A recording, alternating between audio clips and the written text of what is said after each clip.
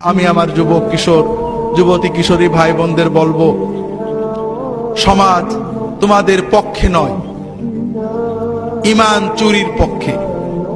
পিতামাতা তোমাদের ছেড়ে দিয়েছেন, তবে অন্তত নিজেদের ভবিষ্যতের দিকে তাকিয়ে, দুনিয়ার ভবিষ্যৎ আখিরাতের ভবিষ্যতের দিকে তাকিয়ে নিজেরা সাবধান হও।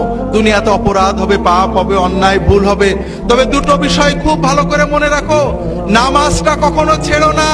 নামাজ, যদি সিনেমা হলে থাকো বেরিয়ে এসে নামাজ পড়বে, যদি খেলার মাঠে থাকো ওয়াক্ত মতো নামাজ পড়বে। নামাজটা কখনোই ছাড়বে না, যত কিছুই হোক সময় মতো নামাজ পড়বে। আর অশ্লীলতাকে, মাদকতাকে বিষের মতো পরিত্যাগ করবে। এই দুটো বিষয় যদি তুমি ঠিক রাখতে পারো, ইনশাআল্লাহ অন্যান্য ভুল ত্রুটি তওবা করবে, ভালো হবে, খারাপ হবে, এই নামাজ তোমাকে আল্লাহর পথে টিকিয়ে রাখবে।